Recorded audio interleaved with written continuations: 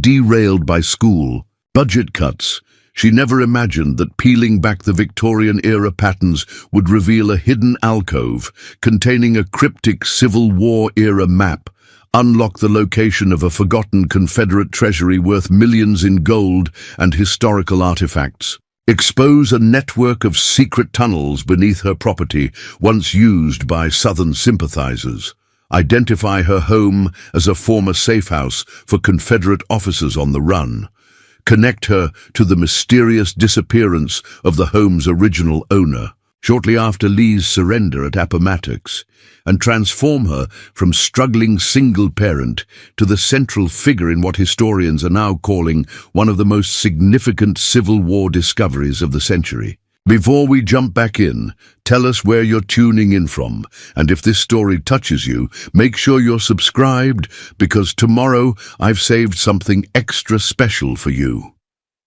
Eliza Morgan turned off the engine of her aging Subaru Outback and stared through the dusty windshield at what would become their new home. The two-story white-clabbered farmhouse with its sagging front porch and overgrown garden looked nothing like the cozy apartment near the elementary school where she had taught third grade for 12 years. But those days were gone, swept away, in a tide of budget cuts, program eliminations, and finally, a pink slip that had upended her carefully constructed life. "Is that it, Mom?" Her 14-year-old daughter Haley peered out from behind her worn paperback novel, expression skeptical as she assessed their new beginning. "That's it," Eliza confirmed, injecting optimism into her voice. "It needs some love, but it has potential, plus it's ours, free and clear." The life insurance policy from her late husband, carefully preserved for years and supplemented by her modest savings, had been just enough to purchase this neglected property in the small town of Harpersville after they could no longer afford the rent on their apartment. The house had languished on the market for nearly a decade, its price dropping steadily until it fell within her limited means. The listing had mentioned historical significance and original features, real estate, euphemisms for crumbling plaster and outdated everything. As they made their way up the creaking steps, Eliza mentally calculated the work ahead, reinforcing the porch supports, updating the dangerous knob and tube wiring, replacing the ancient plumbing, and removing what the listing had described as authentic period wall coverings throughout. The inspection had revealed no major structural issues, which seemed miraculous given the property's obvious neglect. The foundation was solid granite. The roof had been replaced just before the previous owner passed away, and the bones of the house remained sturdy despite its cosmetic challenges. The real estate agent, Mr. Calloway, was waiting on the porch, keys in hand. A 60-ish man with a southern drawl as thick as molasses, he'd been surprisingly transparent about the property's checkered history. "Welcome to Harpersville, ladies," he greeted them with genuine warmth. "Not the best weather for moving day, I'm afraid." The Georgia summer heat was oppressive, the humidity making even the lightest movement an exercise in discomfort. "We travel light these days," Eliza replied, gesturing to her car where a small U-Haul trailer held the remnants of their former life. Inside, the house smelled of dust and disuse. According to Mr. Calloway, the property had been vacant for over 5 years after being inhabited intermittently by a series of short-term renters. The original owner, a man named Colonel Josiah Beaumont, had built the house in 1871, shortly after the Civil War. Curiously, he had disappeared under mysterious circumstances barely a year after completion, leaving behind a fully furnished home and considerable speculation about his fate. "The town has plenty of history," Mr. Calloway explained as he led them through. Rooms frozen in late 19th century decor. Many of these old houses were built by Confederate veterans trying to rebuild their lives after the war. Harpersville had quite a few prominent Southern families because of the fertile land and the nearby gold mining operations. Eliza nodded politely, more focused on the peeling wallpaper and warped floorboards than the home's history. Her practical teacher's mind could see potential beneath the decay, spacious rooms with high ceilings, large windows that would provide excellent natural light when properly cleaned, and unexpected charming details like ornate crown molding and an original cast-iron fireplace in what would become the living room. "Dibs on this room," Haley called from upstairs, having raced ahead to explore. Her enthusiasm was the first Eliza had seen in months, a welcome change from the sullen resignation that had characterized her daughter's response to their financial downfall and forced relocation. The previous owner left most of the furniture. Mr. Calloway continued. "The estate executor said you're welcome to keep what you can use and dispose of the rest." That was something. At least their hastily packed trailer held clothes, books, and personal items, but little furniture after selling most of their possessions to cover outstanding debts and moving expenses. After Mr. Calloway departed with well wishes and a promise to check in next week, Eliza and Haley began the process of turning the neglected house into their home. The summer heat intensified outside, sunlight streaming through dirty windows and highlighting decades of dust and cobwebs. There was an almost overwhelming quality to the task ahead, but also something oddly liberating about starting completely fresh. "It's like we're urban pioneers," Haley declared, trying to maintain the sense of adventure Eliza had carefully fostered during their downsizing. At 14, she was old enough to understand they had financial problems, but young enough to still find novelty in their changed circumstances. Preparing and narrating this story took us a lot of time, so if you are enjoying it, subscribe to our channel. It means a lot to us. Now back to the story. That night, after getting Haley settled with her laptop and headphones in what would become her bedroom, Eliza sat on the floor of what would serve as her own room, formerly a small parlor on the main floor. The walls were covered in faded Victorian wallpaper, an elaborate pattern of burgundy roses and green vines, peeling at the seams and water-stained in the corners. With a glass of cheap wine balanced on a moving box, she began sketching renovation plans by the light of a camping lantern, her teacher's planning skills providing some comfort in the unfamiliar space. The following weeks settled into an exhausting routine. Eliza had found work as a tour guide at the local Historical Society Museum, a far cry from her beloved teaching position, but offering flexible hours that allowed her to work on the house and be there when Haley returned from her new school. Each evening and weekend was devoted to stripping away decades of neglect and poor maintenance. The kitchen came first, a critical upgrade for daily living. The ancient cast-iron sink had to be replaced, along with the dangerously outdated electrical outlets. The bathroom followed, where 19th century plumbing proved as troublesome as expected. Throughout the process, Eliza documented their progress on a blog, partly as therapy and partly in hopes of eventually monetizing their renovation journey if it gained enough followers. As she immersed herself in the renovation, Eliza began to notice peculiarities about the house that hadn't been obvious at first. The walls in certain areas seemed unnecessarily thick. The basement had curious brick partitions that didn't align with the home's structural needs. Most interestingly, the floorboards in the dining room had unusual wear patterns, suggesting frequent movement along specific paths rather than the general wear expected from normal use.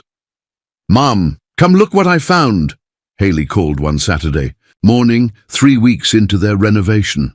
Eliza found her daughter in the back of the hallway closet, pointing at a small metal lock plate nearly invisible behind the hanging rod.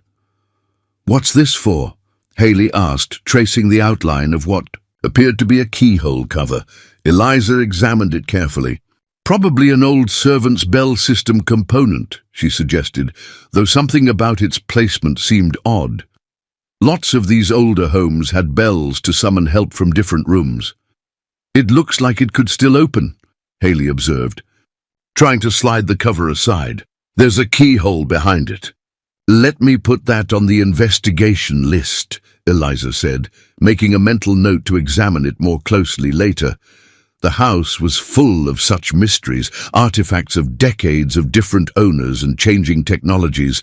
By the 6th week, with Haley adjusting reasonably well to her school and making at least one new friend in the neighborhood, Eliza finally turned her attention to what would become her bedroom. The room had been used for storage by previous occupants, and she had simply shifted boxes around until now, prioritizing living spaces over her own comfort. "Time to tackle this wallpaper," she muttered to herself one Saturday morning. Armed with a spray bottle of homemade wallpaper remover and a scraper, Haley was at her new friend's house for a swim party, a positive sign of her social adjustment, giving Eliza hours of uninterrupted work time. The floral pattern, once, probably, quite fashionable in post-Civil War Georgia, had aged into a faded, water-damaged eyesore. Beginning in one corner, Eliza sprayed the solution and waited for it to penetrate the paper. As she worked methodically around the room, she noticed something odd about the wall adjacent to the central hallway. The wallpaper pattern didn't quite match in one section, a subtle discrepancy that her detail-oriented teacher's eye couldn't ignore. "Poor installation," she concluded, attacking the mismatched section with particular vigor. But as the paper came away, it revealed not the expected plaster beneath, but a seam in the wall material itself. Curious, Eliza focused on this area, carefully removing more wallpaper around the anomaly. After 30 minutes of methodical work, she stepped back in surprise. Hidden beneath decades of wallpaper was the unmistakable outline of a small door, or panel approximately 2 feet square. Unlike the obvious doorways elsewhere in the house, this opening had been deliberately concealed, its edges carefully disguised beneath layers of wallpaper and paint. "What in the world?" she whispered, running her fingers along the nearly invisible seam.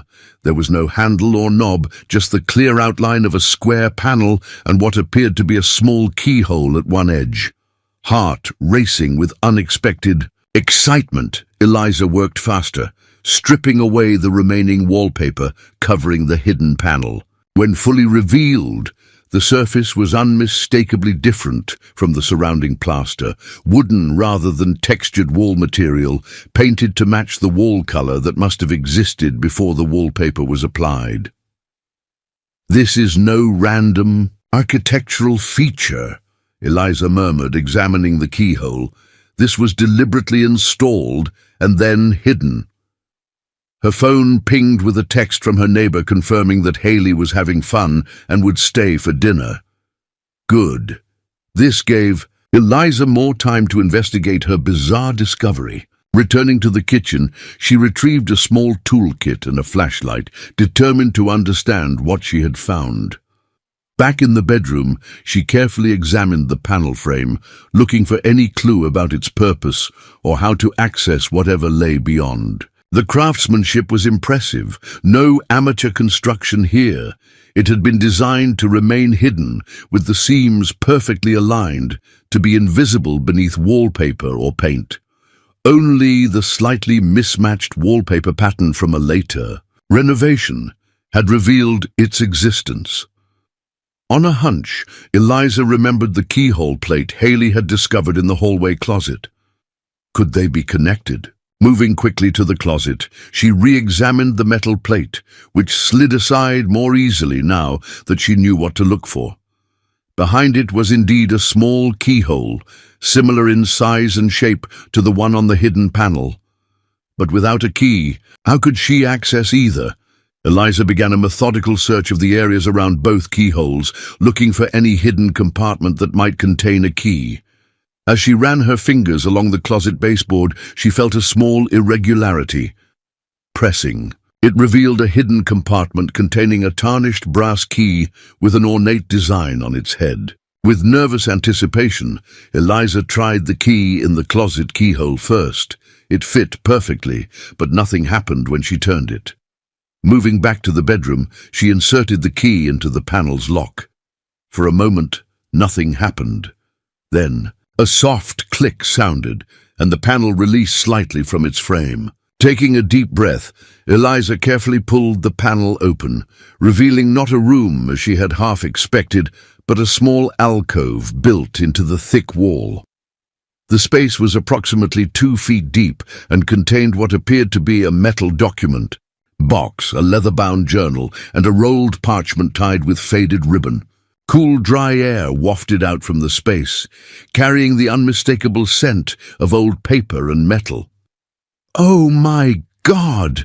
Eliza whispered, carefully removing the items and placing them on the floor beside her. This was no ordinary storage space. The document, box alone, appeared to be from the Civil War era, with decorative brass fittings and a small Confederate insignia embossed on its lid. Opening the box first, she found a collection of yellowed letters, official-looking documents with ornate letterheads bearing Confederate government emblems, and several daguerreotype photographs of stern-looking men in military uniforms. Each item was meticulously preserved and organized, suggesting they had been deliberately hidden rather than simply stored. Next, she unrolled the parchment, revealing what was unmistakably a map. Hand-drawn in faded ink, it showed what appeared to be the Harpersville region, with the location of her house clearly marked. Various routes were indicated leading from the property to a location in the nearby mountains, marked with a symbol that resembled a crossed pick and shovel, the universal indication of a mine. Notations in elegant 19th century handwriting lined the margins, including what appeared to be cipher text and coordinates. Finally, Eliza turned to the journal. The leather cover bore the name Collar Josiah Beaumont in gold lettering, the original owner who had vanished so mysteriously.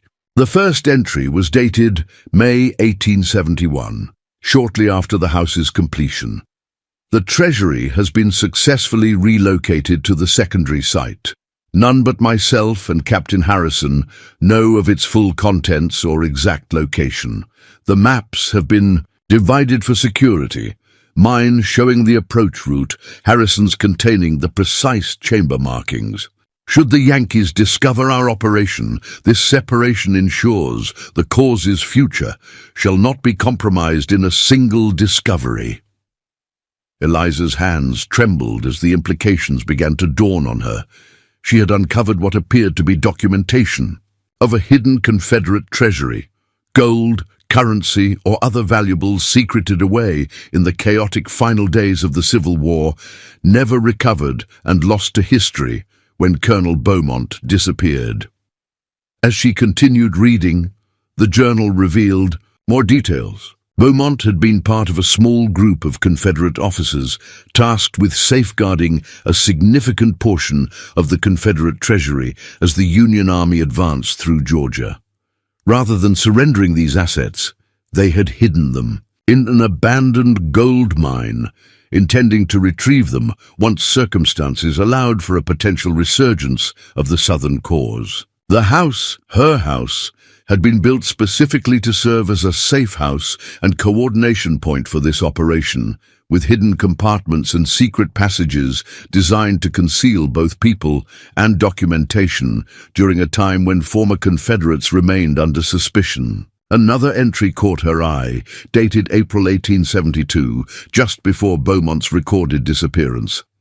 Harrison grows increasingly unstable. Fears we are watched. Threatens to reveal all if we do not distribute the holdings. He fails to understand the greater purpose for which these resources must be preserved. I have arranged a meeting at the northern site tomorrow to resolve this untenable situation. That was the final entry. Whatever happened at that meeting, Colonel Beaumont had never returned to document it. Had there been foul play? Had Harrison or others eliminated Beaumont to protect the secret? Or had Beaumont himself disappeared with a portion of the treasure, as local legend apparently suggested? The sound of a car door slamming outside jolted Eliza from her historical rabbit hole. Checking the time, she realized with shock that hours had passed as she examined the documents. Haley was being dropped off from her friend's house. Hurriedly, Eliza gathered the materials and placed them back in the alcove, securing the panel before hastily reattaching some of the loose wallpaper to conceal her discovery. She needed time to process this information before sharing it with her teenage daughter. "Mom, you should see their pool. It's amazing!" Haley called as she burst through the front door, her enthusiasm a stark contrast to Eliza's internal turmoil. "Diana's parents said I can come over any time to swim." Eliza forced a smile, compartmentalizing her thoughts to focus on her daughter. "That sounds wonderful, honey. Did you have a good time?" As they prepared a simple dinner together, Eliza found herself studying their home with new awareness. The thick walls that had seemed odd now made perfect sense. They had been designed to accommodate hidden compartments and possibly passageways. The unusual wear patterns in the dining room floor might indicate a trapdoor or access point to tunnels below. Even the ornate moldings could potentially conceal access mechanisms or hiding spots for keys. That night, after Haley had retreated to her room to text with her new friends, Eliza returned to her bedroom and sat staring at the wall where the hidden panel lay concealed behind hastily reattached wallpaper. The sensible option would be to simply report her discovery to the Historical Society or perhaps the University Archaeology Department. The academic and historical value was undeniable, but the journal's mentions of a treasury, potentially gold or other valuables worth millions in today's market, complicated her decision. As a struggling single mother with mounting renovation costs and a daughter who would need college tuition in just a few years, the possibility of finding even a portion of a lost Confederate treasury was impossible to ignore.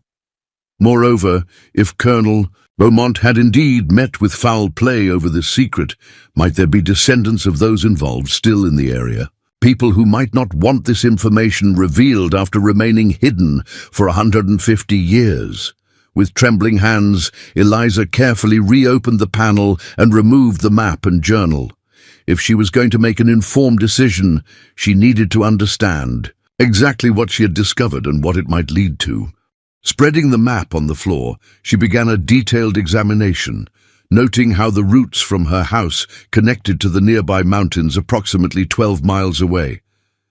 The area marked on the map would now be part of Chattahoochee National Forest, federal land where any historical artifacts would legally belong to the government, but the precise location remained cryptic, with the final approach marked in what appeared to be a substitution cipher rather than clear directions. The journal provided additional context, but no clear key to the cipher. Beaumont had been cautious, knowing the value of what he protected and the potential for betrayal. The separation of the maps, his showing routes and Harrison's showing the exact location, had been a deliberate security measure that now complicated Eliza's understanding. Who was Harrison? Had he disappeared along with Beaumont? Did his portion of the map still exist somewhere, perhaps in another hidden compartment, in her house or in another location entirely? As midnight approached, Eliza reluctantly returned the documents to their hiding place. Tomorrow, she would need to make discreet inquiries about both Beaumont and Harrison without revealing exactly what she had found. The local historical society, where she now worked, might provide resources without raising undue suspicion about her interest in these specific Civil War figures. Sleep proved elusive that night. Her mind raced with possibilities: historical recognition if she reported her find, financial security if she somehow located the treasury, or potential danger if others became aware of what lay hidden in her walls. By dawn, she had made no firm decision beyond continuing her investigation while maintaining secrecy for the time being. The next morning, Sunday, provided a perfect opportunity. The Historical Society was closed to the public, but open to staff catching up on work. Telling Haley she needed to prepare for upcoming tours, Eliza drove to the small museum housed in Harpersville's former courthouse. The building was quiet, with only the weekend security guard nodding a greeting as she entered with her newly issued staff key card. The research room and archives were on the second floor, accessible only to staff and registered researchers. "Working on a Sunday? That's dedication," commented Dr. Lenore Wilkins, the Society's elderly archivist, who apparently never took a day off. Her perpetual presence was both a complication and potentially a resource. "Just trying to get ahead on my tour research," Eliza explained with a casual smile. "I want to make sure I'm giving visitors accurate information about local families." Dr. Wilkins nodded approvingly. "Any particular families you're focusing on?" Eliza had prepared for this. "I've had several visitors ask about the Beaumonts, since my house was originally theirs, and they seem to have been connected to the Harrison family. I thought I'd research both to add some personal stories to my tours." "Excellent choice," Dr. Wilkins remarked, her eyes lighting up with scholarly enthusiasm. "The Beaumont-Harrison relationship is quite fascinating, from battlefield alliance to mysterious conflict. We have several boxes of materials on both families in section C, shelves 15 through 18. This was more than Eliza had hoped for. Mysterious conflict? That sounds intriguing. Dr. Wilkins lowered her voice conspiratorially, clearly delighted to share historical gossip with a receptive audience. Colonel Josiah Beaumont and Captain Thomas Harrison served together throughout the war, inseparable, according to contemporary accounts. After the surrender, they returned to Harpersville together and remained close associates until their simultaneous disappearance in April 1872. "They both disappeared?" Eliza asked, genuinely surprised. The journal had mentioned Harrison, but not his fate. Indeed, local speculation at the time suggested everything from a duel gone wrong to a secret mission for unrepentant Confederate sympathizers. Dr. Wilkins gestured toward the archives. Their descendants donated family papers over the years, though suspiciously, certain periods have noticeable gaps in the correspondence. Armed with this information, Eliza spent the next several hours poring through boxes of letters, photographs, newspaper clippings, and official documents related to both families. Several key discoveries emerged. First, an 1870 letter from Harrison to his wife mentioned a sacred trust that would secure our future when circumstances allow, supporting the journal's indication of hidden Confederate assets. Second, land. Records showed that Harrison had purchased property adjacent to an abandoned gold mine in the mountains, precisely where the map indicated, ostensibly for timber harvesting, but with minimal logging activity recorded. Third, and most intriguingly, a newspaper article dated May 1872 reported the discovery of 2 horses belonging to Beaumont and Harrison near the mountain property, but no trace of the men themselves. The article noted unusual excavation equipment found nearby, suggesting they had been engaged in some kind of mining or digging operation before their disappearance. As Eliza carefully photographed key documents with her phone, a final item captured her attention, a letter from Harrison's widow to Beaumont's sister dated 1875. "I remain convinced that neither Thomas nor the Colonel met their end by accident or natural cause. Mr. Davidson's sudden prosperity after their disappearance cannot be coincidental, nor can his hasty relocation to Atlanta. Whatever secret they protected, I fear it cost them their lives, and now benefits one who betrayed them both." This introduced a new element, Davidson, apparently someone who might have been involved in whatever happened to Beaumont and Harrison. The letter suggested foul play and a third party who might have benefited from their disappearance. By late afternoon, Eliza had compiled substantial background information while raising minimal suspicion about her specific interest. Thanking Dr. Wilkins for her assistance, she headed home with her mind racing. The historical record supported what she had found in the hidden compartment, but added new complexity to the story. As she drove through Harpersville's quiet Sunday streets, a particular building caught her eye: the Davidson hardware store, a business that apparently dated back to the town's early days, based on the Est 1865 painted on its sign. Could this be connected to the Davidson mentioned in the letter? Had a family business thrived for generations on the proceeds of betrayal and possibly murder? The implications of her discovery were expanding beyond a simple hidden treasure map. She had stumbled upon what might be evidence of a historical crime: the disappearance of two prominent Confederate veterans, potentially murdered for their knowledge of hidden assets. Assets that, if the historical record was accurate, had never been recovered and might still remain hidden in the mountains just outside town. Arriving home, Eliza found Haley lounging on the porch swing they had recently restored, reading one of her fantasy novels. The normalcy of the scene, a teenage girl enjoying a lazy Sunday afternoon, contrasted sharply with the historical intrigue consuming Eliza's thoughts. "Hey, Mum, did you know this house is supposedly haunted?" Haley asked as Eliza joined her on the porch. Diana's mom told her the original owner disappeared mysteriously, and people say his ghost still walks the hallways looking for something he hid. Eliza nearly dropped her bag. Where did she hear that story? Haley shrugged. It's just local legend. Apparently everybody in town knows it. Diana thinks it's cool that we live in the haunted Beaumont house. It's given me some social credit at school.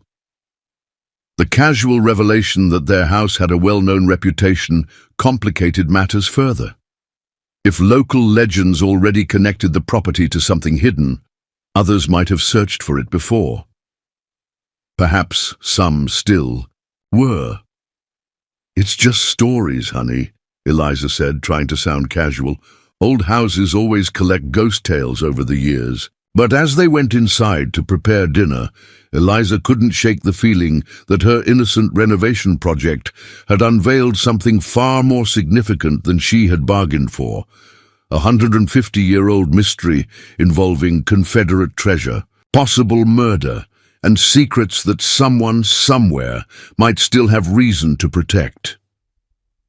That evening, after Haley had gone to bed, Eliza returned to the hidden compartment and carefully re-examined each document, this time looking specifically for any mention of Davidson or clues about the precise location of the treasury. The journal contained several references to D in later entries, describing him as increasingly curious and not to be trusted with our purpose, suggesting growing suspicion prior to Beaumont's disappearance. The map, when compared with modern topographical charts of the area she accessed online, indicated a location deep within what was now protected forest land, approximately a 3-hour hike from the nearest current road access. Satellite images showed dense tree cover, making it impossible to determine if there might be visible signs of an old mine entrance or other relevant features. As midnight approached, Eliza found herself at a crossroads. She could report her discovery to authorities, the Historical Society, university researchers, perhaps even the FBI, given the potential value of a lost Confederate treasury. This would be the responsible, ethical choice, and would likely bring historical recognition. Or she could attempt to locate the treasury herself, using the map and journal as guides. If successful, she would face moral and legal questions about ownership of historical artifacts potentially worth millions, but might also secure her and Haley's financial future in a way her teacher's salary and museum tour guide position never could. A third option increasingly pressed on her consciousness: the possibility that others might already know about. This secret, perhaps passed down through generations of local families like the Davidsons. If the historical record hinted at murder over this treasure in 1872, what might modern knowledge of its location prompt in the present day? As Eliza sat contemplating her options late into the night, the sound of a vehicle slowly driving past. Her house caught her attention. Peeking through the curtains, she observed an unfamiliar black SUV crawling along the street, its occupants seemingly studying her property. When the vehicle passed under a streetlight, she glimpsed a Davidson hardware logo on its door panel. Coincidence? She whispered to herself, backing away from the window. The timing seemed too perfect to be random, coming just hours after. She had actively researched the Beaumont-Harrison-Davidson connection at the Historical Society. Sleep came fitfully that night, filled with dreams of secret tunnels, Civil War soldiers, and shadowy figures watching her home. By morning, Eliza had formulated a plan. She would pursue her investigation independently while maintaining absolute secrecy, at least until she better understood what she was dealing with and who might have interest in her discovery. Monday brought Haley back to school and Eliza to her shift at the Historical Society Museum. Between tours, she casually approached Bradley Townsend, the Society's resident Civil War expert, a bearded 30-something with a PhD in American history, who had seemingly found his perfect niche in this history-rich small town. "Dr. Townsend, I keep hearing visitors ask about Confederate treasury rumors. Was there actually lost Confederate gold around here, or is that just local legend?" she asked during their lunch break, careful to frame her question as professional. Interest rather than personal investigation. Bradley's eyes lit up. "Call me Brad, please. And yes, those stories have substantial historical basis. When Richmond fell in April 1865, the Confederate treasury held about $500,000 in gold and silver coins, plus millions in banknotes and bonds. Only a small portion was ever recovered by Union forces. So the rest just disappeared," Eliza prompted. "Records suggest much of it was dispersed south through Georgia with retreating officials," Brad explained enthusiastically. "Several contingents passed through this region, and at least one detachment of Treasury Guards with significant assets was documented in Harpersville in late April 1865. And what happened to them? That's where history becomes murky and legend takes over." Brad lowered his voice conspiratorially. "Official records show most Treasury assets were surrendered or captured, but local stories persist about Confederate officers hiding portions in caves and abandoned mines throughout the region, with plans to fund a resurgence that never materialized." This aligned perfectly with what Eliza had found in Beaumont's journal. Have people searched for it over the years? "Treasure hunters have combed these mountains since Reconstruction," Brad confirmed. "The Historical Society receives several research requests annually from people convinced they've decoded some clue. The Davidson family particularly funded multiple expeditions in the early 1900s, though nothing was ever officially discovered." The mention of the Davidsons again sent a shiver down Eliza's spine. Were they connected to the Confederate effort? Interestingly, no. Jeremiah Davidson was actually a Union sympathizer who established his hardware business here after the war, Brad replied. His sudden prosperity was something of a local mystery, especially since he expanded aggressively in 1872 after two prominent Confederate veterans, Colonel Beaumont and Captain Harrison, disappeared while allegedly prospecting in the mountains. Every new detail seemed to strengthen the connection between her discovery and local history, but Brad's next statement truly startled her. The current Davidson heir, Richard Davidson III, maintains an almost obsessive interest in Beaumont House. "Your house," Brad added. "He's petitioned the Historical Society repeatedly to declare it a historic landmark, offering substantial donations to fund an archaeological survey of the property. The previous owner always refused, which is partly why the house remained unoccupied for so long.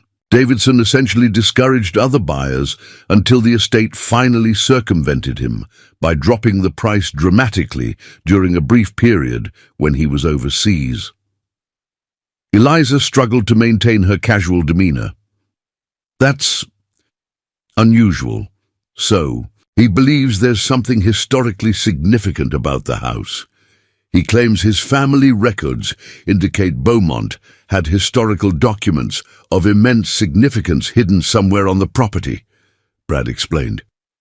Most of us considered it a wealthy man's hobby until he hired a team of historical researchers from Atlanta last year.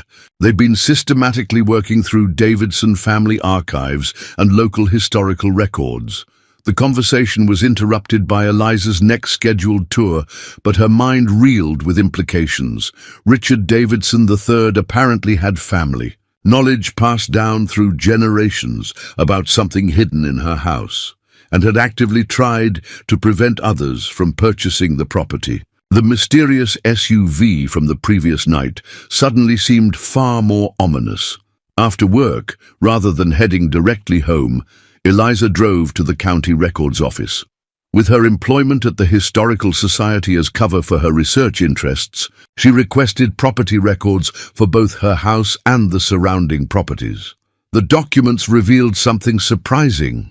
While her house had changed hands numerous times over the years, the Davidson family had gradually acquired every adjacent property, essentially surrounding Beaumont House with Davidson-owned land. Only her direct parcel remained beyond their control. Even more concerning was a pending application filed just 3 weeks earlier, after her purchase, but before she moved in, by Davidson Heritage Holdings LLC requesting zoning reconsideration for the entire block, including her property. The stated purpose was historical preservation and archaeological research. Eliza's hands trembled as she photographed the documents with her phone. It appeared Richard Davidson was attempting to use legal means to gain access to her property, perhaps knowing exactly what might be hidden there and growing impatient after generations of family pursuit. Driving home through Harpersville's quaint town center, she passed Davidson Hardware, the impressive 3-story brick building that anchored Main Street. A sleek black Mercedes was parked in the reserved space near the entrance. Beside it, the black SUV she had seen cruising past her house. A chill ran down her spine as a distinguished-looking man in his 60s emerged from the store, his bearing suggesting authority and wealth. Richard Davidson III, she presumed, the heir apparent to whatever family secrets connected to her discovery. Arriving home, Eliza found Haley in animated conversation with an elderly woman on their front porch. As she approached, the woman turned, revealing a kind face etched with deep wrinkles and remarkably sharp blue eyes. "Mom, this is Mrs. Harmon." She knew the people who lived here in the 1960s. Haley called excitedly. "She has amazing stories about this place." "Margaret Harmon," the woman introduced herself with a firm handshake. "I was just telling your lovely daughter that I grew up visiting this house when the Clements family lived here. My grandmother also worked here much earlier when she first came to America. She was a housekeeper for the Harrison family who bought the place after poor Colonel Beaumont disappeared." Eliza's pulse quickened. "Harrison, as in Captain Thomas Harrison?" A knowing look crossed Mrs. Harmon's face. "His son, actually. Captain Harrison and Colonel Beaumont both vanished in 1872. Harrison's widow inherited the Beaumont house as part of some prior arrangement between the men. The families were deeply connected." This was an unexpected connection. The house had passed to Harrison's family after the disappearances, suggesting a planned contingency rather than random fate. "Would you like to come in for tea?" Eliza offered, intuition telling her this chance encounter might not be entirely coincidental. As Haley prepared the tea, Mrs. Harmon spoke in hushed tones. "You've found something in the house, haven't you? Something hidden." Eliza hesitated, studying the elderly woman carefully. "What makes you ask that?" "Because Richard Davidson's men have been watching your house since you moved in," Mrs. Harmon replied matter-of-factly. "And because the Davidson family has been searching for something connected to Beaumont and Harrison for generations. My grandmother passed down stories of secret compartments and hidden passages built into this house, and warnings about Davidson family obsession. Deciding to trust her instincts, Eliza nodded slightly. I may have found something during renovations, historical documents. The map, Mrs. Harmon stated, rather than asked. When Eliza's eyes widened in surprise, the elderly woman continued. My grandmother was Ukrainian. She could read English but not write it well. Harrison's widow kept her on because she couldn't read the family documents and therefore couldn't betray their secrets. But she saw things, the map, the journal, letters about Confederate gold hidden in the mountains. Why are you telling me this? Eliza asked cautiously. Because the Davidsons have hunted that treasure for 150 years, beginning with Jeremiah Davidson, who almost certainly murdered Beaumont and Harrison to find it. They've gained wealth and power in this town through other means, but the obsession has never died. Whatever you found, you're in danger as long as Richard Davidson believes you might know something he doesn't. The gravity of Mrs. Harmon's warning settled over Eliza like a physical weight. What should I do? Be careful who you trust, Mrs. Harmon advised, rising to leave as Haley returned with the tea. And remember, the Harrisons hid things in plain sight, disguised as something else entirely. The greatest treasures are often where no one thinks to look. After the enigmatic Mrs. Harmon departed with promises to share more family stories soon, Eliza found herself more determined than ever. That evening, after Haley's homework was completed and she was engrossed in a video call with friends, Eliza returned to her examination of the hidden documents. The map showed the route to the mountain location, but something about Mrs. Harmon's parting words nagged at her. Looking at the document with fresh eyes, she noticed something peculiar. Small numbers written within the decorative border, seemingly random but potentially significant. Recalling her teaching days deciphering educational puzzles for students, Eliza recognized a simple substitution cipher with numbers corresponding to letters. Working methodically, she began translating the border notations. After an hour, a message emerged. The map leads to nothing. The true location lies beneath the 7th floorboard from the east wall, where the morning sun first touches the colonel's portrait. Her hands trembling with excitement, Eliza hurried to the dining room where she had noticed unusual wear patterns in the floor. Counting 7 boards from the east-facing wall, she examined the wood carefully. Unlike surrounding boards, this one had a nearly imperceptible seam on one end. Using a thin prying tool from her renovation kit, Eliza carefully worked the edge until the board lifted, revealing a narrow cavity beneath. Inside lay another brass key, smaller than the first, wrapped in a yellowed piece of paper with a simple message. When all seems lost, look to the stars. The cryptic message made little immediate sense, but the key was unmistakably old and significant. Examining the room, Eliza sought any lock that might match this smaller key. Nothing obvious presented itself in the dining room, and a search of nearby rooms proved equally fruitless. Returning to Beaumont's journal, she scoured the entries for any mention of stars, finding a passage from February 1872. The celestial guide remains our surest protection against discovery. Even should our papers be compromised, only one who understands the heavens as Harrison does would make the connection. The Treasury Chamber entrance, once sealed, will remain undetectable without the stellar key. Harrison had been an amateur astronomer according to one historical society document she'd photographed earlier. This connection to stars suggested the hiding place might somehow be aligned with astronomical features, perhaps a location best identified by stellar positions. Exhausted but exhilarated by her progress, Eliza carefully replaced everything, deciding to continue her investigation the following day. As she secured the hidden panel in her bedroom wall, a car door slammed outside. Peering through the curtains, she observed two men in dark clothing standing beside the black SUV from Davidson Hardware, openly photographing her house. The implied threat sent a surge of protective determination through her. This wasn't just about historical discovery or potential treasure anymore. These people believed she knew something valuable and were watching her family. Whatever secrets lay hidden in her house, she needed to uncover them quickly before the Davidsons took more aggressive action. The next day, Tuesday, Eliza called in sick to the Historical Society and kept Haley home from school, claiming a stomach virus had struck them both. The real purpose was to conduct a thorough, uninterrupted examination of the house without worrying about uninvited visitors or interruptions.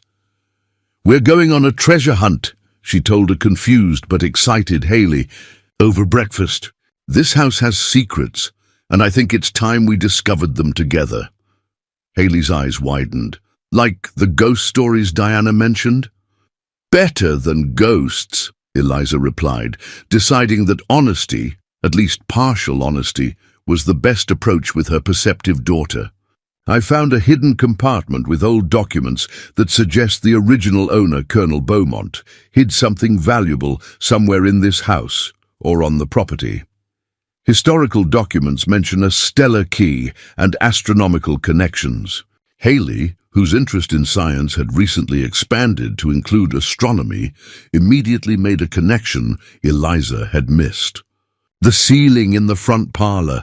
It has those weird painted stars that don't match any real constellations. I noticed them the first day but thought it was just bad decoration." Racing to the parlor, Eliza looked up at what she had dismissed as a poorly executed decorative ceiling painting. The scattered gold stars on the midnight blue background had seemed like amateurish Victorian embellishment, but viewing them now with new understanding, she recognized they indeed formed no known constellation pattern. "They're a code," Haley declared confidently, her teenage enthusiasm for puzzles and escape rooms proving unexpectedly valuable. "Look, they're connected by almost invisible lines. It's a map overlaid on stars." Examining more closely, Eliza could just make out faint lines connecting certain stars, creating a pattern that indeed resembled a map. Specifically, a layout of the house itself, with one particular star glowing brighter than the others directly over what would be the library. The library, a small room off the main parlor, had been on their renovation back burner, its floor-to-ceiling bookshelves still filled with ancient, dusty volumes left behind by previous owners. They had been using it primarily for storage, piling boxes in front of shelves they hadn't yet explored. Moving their renovation supplies aside, mother and daughter began a methodical examination of the room, focusing on the precise spot indicated by the brightest star in the ceiling map. The location corresponded to a particular bookshelf against the north wall. "We need to check if this moves or has a hidden compartment," Eliza directed, running her hands along the ornately carved wooden framework. Working together, they emptied the shelf of books, many of which appeared to have remained untouched for decades. Behind a collection of leather-bound encyclopedias, Haley discovered a small brass plate with a keyhole that matched the dimensions of the key Eliza had found beneath the floorboard. "Mom, I found it!" she called excitedly. With trembling hands, Eliza inserted the key into the lock. It turned smoothly, and a soft click echoed in the quiet room. Rather than opening a compartment as expected, the entire bookshelf pivoted slightly. Revealing it was mounted on hidden hinges. "A secret door," Haley whispered, awestruck, "just like in movies." Together, they pulled the bookshelf forward, revealing a narrow passageway behind it, a hidden corridor built within the unusually thick walls of the house. Stone steps led downward into darkness, the air cool and damp as it wafted upward from below. Retrieving flashlights from their renovation supplies, they cautiously began descending the stairs, which spiraled downward past the level of their known basement, into what appeared to be a previously undiscovered sub-basement chamber. The stairs ended in a small antechamber with brick walls and a packed earth floor. A heavy wooden door with iron banding blocked further progress, its surface marked with the now familiar crossed pick-and-shovel symbol from the map. "It's an entrance to the mine," Eliza realized aloud. The house was built with a direct connection to the underground tunnel system that leads to the treasury location. They didn't just hide documents here, they created a secret access route.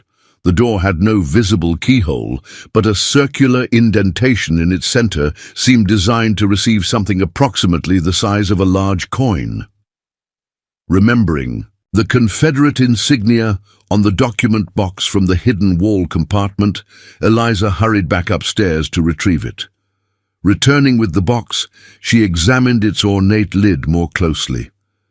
The brass Confederate seal appeared to be a separate piece attached to the box. Carefully working with her renovation tools, she managed to detach it, revealing it was indeed a sophisticated key of sorts, with protruding elements on its backside. When placed into the circular indentation on the door, it fit perfectly. Turning it clockwise produced a series of mechanical clicks from inside the door mechanism, and the heavy wooden barrier swung slowly inward on surprisingly well-maintained hinges. Beyond lay a tunnel, not rough-hewn as expected for a mine shaft, but carefully constructed with brick walls and a slightly arched ceiling, large enough to walk through comfortably. Iron brackets for torches lined the walls at regular intervals, though any torches had long since disintegrated. "This is incredible," Haley breathed, her flashlight beam dancing along the tunnel ahead. "How far does it go?" According to the map, the tunnel extended approximately 1 mile underground, connecting to the abandoned mine where the treasury had been hidden. But whether that tunnel remained fully intact after 150 years was impossible to know without exploration. "We should go back and prepare properly," Eliza decided, maternal caution overriding her excitement. "If we're going to explore this, we need better lights, water, proper shoes, and to tell someone where we're going." "Tell who?" Haley asked. "If those Davidson guys are watching the house and might be dangerous, who can we trust?" It was a perceptive question that highlighted their precarious situation. The Davidson family clearly had resources, local influence, and potentially generations of accumulated knowledge about what they sought. If Richard Davidson discovered they had found the tunnel entrance, what might he do to secure access? As they stood contemplating their next steps, the distant sound of breaking glass echoed from upstairs, followed by heavy footsteps moving through their home. Someone had entered the house. "Back inside, quickly," Eliza whispered, pulling Haley into the tunnel and carefully closing the heavy door behind them. The mechanism automatically locked when the door closed, sealing them inside the passage, but also preventing unwanted followers. In the beam of their flashlights, mother and daughter exchanged looks of determination mixed with fear. The decision had been made for them. Forward was now their only option.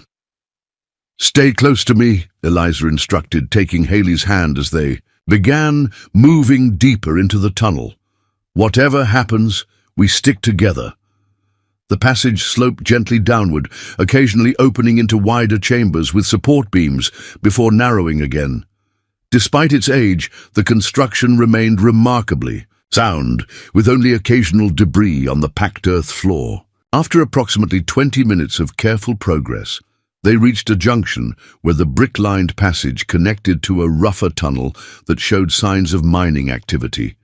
Pick marks visible on stone walls and remnants of old rail tracks. Embedded in the floor, "We must be under the forest land now," Eliza estimated, consulting the photographed map on her phone.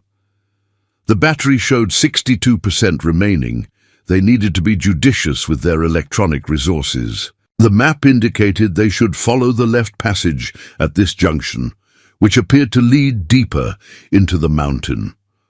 As they proceeded, the tunnel began to show signs of intentional modification, sections reinforced with additional timbers and brick arches supporting potentially weak areas. Nearly 40 minutes into their journey, the passage widened dramatically into what was clearly a purposefully constructed chamber approximately 30 feet in diameter.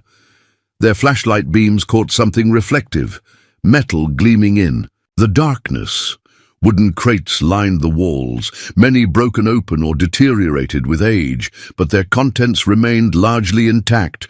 Gold and silver coins spilled across the earthen floor, weathered but still recognizable Confederate currency in bundled stacks. Silver bars stamped with the Confederate seal, military equipment including swords with ornate hilts and ceremonial firearms. Even crates of historical documents bearing official seals and signatures. "Oh my God," Eliza whispered, the beam of her flashlight dancing across what could only be described as a treasure trove of Civil War-era riches and historical artifacts. Haley stood speechless beside her, the reality of their discovery exceeding even the most fantastic elements of the ghost stories and legends that had circulated about Beaumont House for generations. In the center of the chamber stood a stone pedestal supporting a metal box similar to the one Eliza had found in the wall compartment, but larger and more elaborately decorated. Opening it revealed a leather-bound ledger listing the contents of the hidden treasury, gold and silver worth approximately $2 million in 1865 currency, equivalent to nearly $35 million today, plus priceless historical artifacts, including the personal correspondence of Jefferson Davis and official Confederate government documents never known to have survived the fall of Richmond. The historical significance alone was staggering, potentially rewriting aspects of Civil War history. The monetary value, while substantial, seemed almost secondary to the historical importance of what lay preserved in this chamber, hidden for 150 years from both Union authorities and treasure hunters. As they examined their discovery, a distant sound echoed through the tunnel behind them, voices and shuffling movements suggesting they were not alone in the passage. Someone had found the entrance and was following their trail. "We need to document this quickly," Eliza decided, using her phone to photograph the chamber contents while Haley stood watch at the tunnel entrance. "Whatever happens, there needs to be a record of what's really here." The approaching voices grew louder as Eliza frantically captured images of the treasure and historical documents. When footsteps sounded just around the final bend in the tunnel, she grabbed Haley, and they pressed themselves into a shadowy alcove, flashlights extinguished. 3 figures emerged into the chamber, their own powerful flashlights sweeping across the treasure. Richard Davidson III led the group, his distinguished features twisted with an expression of triumph and obsession. Behind him followed 2 younger men carrying what appeared to be sample cases and sophisticated scanning equipment. "After all these generations," Davidson breathed, kneeling to run his fingers through a pile of gold coins. "My great-grandfather was right. Beaumont and Harrison hid it all here, just as he suspected after eliminating them."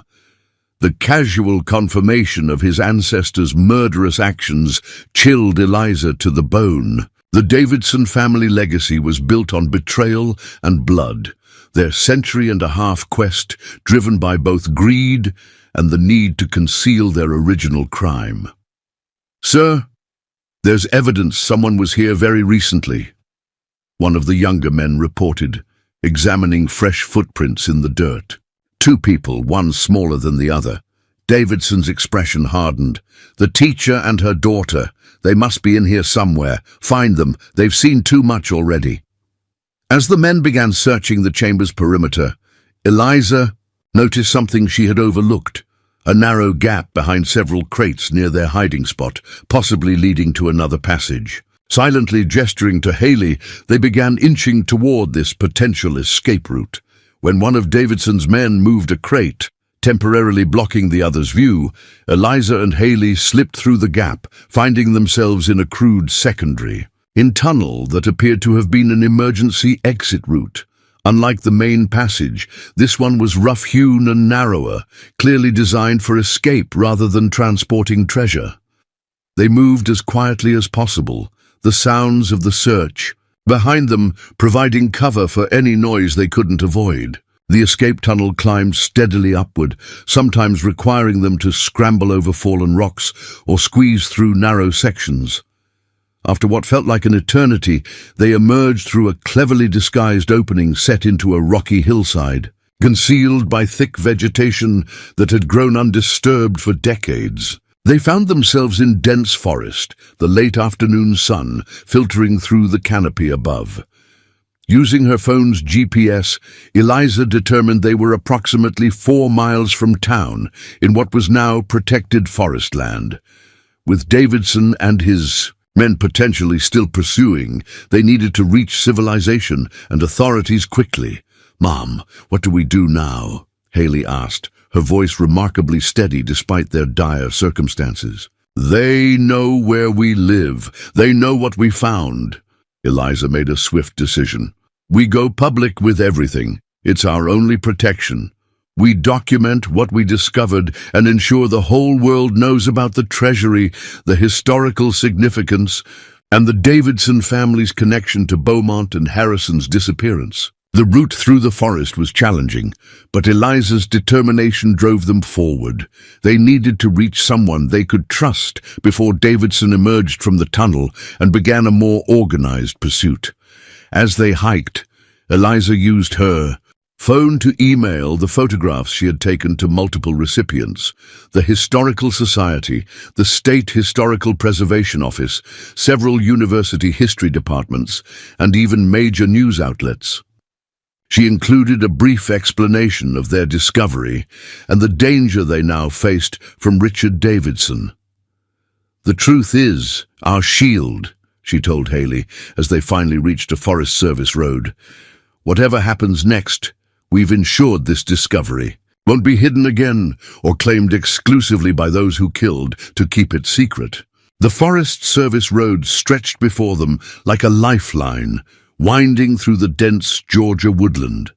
Eliza and Haley had been walking for nearly 40 minutes when the rumble of an approaching vehicle sent them diving into the underbrush. Their caution proved warranted as the black Davidson hardware SUV roared past, heading toward the hidden tunnel entrance they had left behind. "They're searching in the wrong direction," Haley whispered, relief evident in her voice. "For now," Eliza cautioned, "we need to keep moving." They continued down the road, each step carrying them closer to safety, but also deeper into the moral and ethical questions their discovery had raised. The treacherous beauty of their surroundings, late afternoon sunlight filtering through ancient trees that had stood silent witness to Civil War soldiers passing beneath their branches, seemed to emphasize the historical significance of what they had uncovered. "Mom," Haley said as they walked, showing a maturity beyond her 14 years. "That treasure doesn't just represent money, does it? It's complicated." Eliza glanced at her remarkable daughter with pride. "Very complicated. Confederate gold carries painful historical significance. Some would argue it represents funds intended to preserve slavery, while others would see it as simply historical artifacts. The documents might be even more valuable to historians than the gold itself." "Do we get to keep any of it?" Haley asked, the practical question of a child who had watched her mother struggle financially. "I don't know, sweetheart. Legally, archaeological findings on federal land belong to the government, but there are often finder's rewards, and the historical significance might change things." Eliza squeezed her daughter's hand. "What matters? Most is that we've connected to history in a way few people ever do. Whatever happens next, we've already found something priceless. Truth. The sound of another approaching vehicle tensed their bodies for flight, but this time it was an elderly couple in a pickup truck who stopped immediately upon seeing them. "You folks need a ride?" the grey-haired man called out, concern evident on his weathered face. "Not safe to be walking these roads with evening coming on. Bears get active around dusk." Eliza made a split-second decision. "Yes, thank you. We got turned around on a hike and lost our bearings." As they climbed into the truck bed, Haley whispered, "Can we trust them?" "Not everyone in Harpersville is connected to the Davidsons," Eliza murmured. "Sometimes ordinary kindness is just that, kindness." The elderly couple, Martha and Jim Coleman, turned out to be retired forest rangers who lived just outside Harpersville. They listened with increasing astonishment as Eliza shared a carefully edited version of their situation, mentioning the historical discovery but omitting the Davidson family's direct involvement. "Land sakes! A Confederate treasury cache?" Jim exclaimed. "People have been searching for that since my grandfather's time." Martha nodded vigorously. "You need to talk to Sheriff Palmer right away. Kate's as honest as they come, been fighting the Davidson influence in local politics for years." This unexpected alliance provided both transportation and valuable local insight. Rather than returning directly to Beaumont House, the Colemans drove Eliza and Haley straight to the sheriff's department on the outskirts of town. Sheriff Catherine Palmer proved to be everything the Colemans had suggested, a straight-talking professional in her late 40s whose family had served in local law enforcement for generations. She listened to their full account, including the Davidson connection, with a face that revealed little but eyes that missed nothing. "The Davidsons have had their fingers in every pie in this county for as long as I can remember," Sheriff Palmer acknowledged after Eliza finished her account. "But allegations of historical murder and present-day breaking and entering are beyond even their usual manipulations. We'll need hard evidence." Eliza produced her phone with the photographs of the treasure chamber, the documentation of Davidson's intrusion into their home, and the email she had sent to create a public record of their discovery. "This is a start," Palmer nodded approvingly, "but treasure claims bring out the worst in people. The Davidsons have 3 generations of lawyers on retainer and half the county council in their pocket. We need to secure both you and the site. Immediately." Within an hour, the sheriff's office had transformed into a command center of activity. State police had been notified. Federal authorities with jurisdiction over historical artifacts were en route from Atlanta, and a protective detail had been assigned to Eliza and Haley. Sheriff Palmer had moved with impressive efficiency, recognizing both the historical significance of the discovery and the very real danger the Davidsons might pose. "We've secured Beaumont House," a deputy reported, entering Palmer's office where Eliza and Haley were drinking hot chocolate provided by the department's motherly administrator. Signs of forced entry through the back door, but no one present when our team arrived. We've stationed officers at all entrances. Palmer nodded. Davidson will have gone to ground the moment he realized Ms. Morgan had documentation and had gone public. He's many things, but not stupid.